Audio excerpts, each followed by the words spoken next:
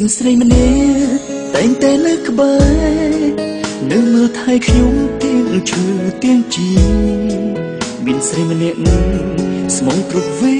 លានាងតែងធ្វើជាកម្លាំងចិត្តខ្ញុំមានស្រីម្នាក់ដែលរអ៊ូតែងតែតស៊ូលំបាកក៏ទ្រង់មានស្រីម្នាក់តែងយល់អើមិនថាសាយំមិនដែលចោលគ្នាមនុស្សស្រីម្នាក់នោះគឺជាប្រពន្ធល្អរបស់ខ្ញុំនាងមិនដែលសមអ្វីឬក៏ទៀមទាគ្រប់ពេលដែលរងាយើងក្បែរគ្នាកាយពីតែចិត្តមួយមនុស្សស្រីដែលលោកគ្មានពីរគឺមានតែប្រពន្ធខ្ញុំទោះខ្ញុំគ្មានអ្វីក៏នាងមិនស្ដាយក្រោយគ្មានរឿងអ្វីភ័យព្រួយឲ្យតែយើងបាននៅក្បែរគ្នាគឺគ្រប់គ្រាន់ហើយ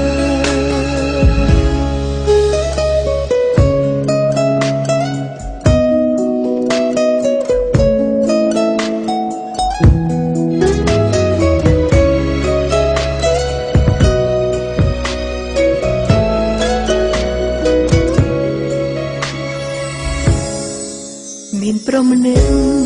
តែងតែនៅក្បែរនៅមើលថែខ្ញុំទាំងឈឺទាំងជីមានប្រុសម្នាក់ស្មងគ្រប់វេលាគេតែងធ្វើជាកម្លាំងចិត្តខ្ញុំមានប្រុសម្នាក់មិនដែលរអ៊ូតែងតែតស៊ូលំបាកក៏ទ្រង់ប្រុសម្នាក់តែងយល់អើមិនថាសោកយំមិនដែលចោលគ្នាមនុស្សប្រុសម្នាក់នោះគឺជាប្តីដ៏ល្អរបស់ខ្ញុំគេមិនដែលសមអ្វីឬក៏ទៀមទាគ្រប់ពេលដែលរងាយើងក្បែរគ្នាកាយពីតែចិត្តមួយមនុស្សប្រុសដែលល្អគ្មានពីរគឺមានតែ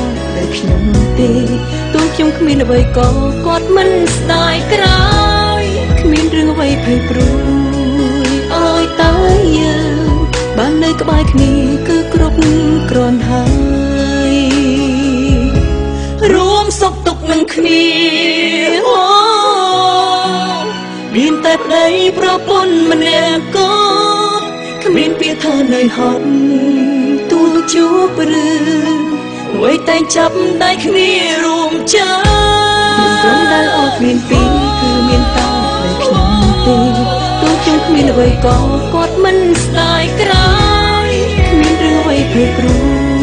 យឲ្យតែយើងបាននៅក្បែរគ្នាគឺគ្រប់គ្រាន់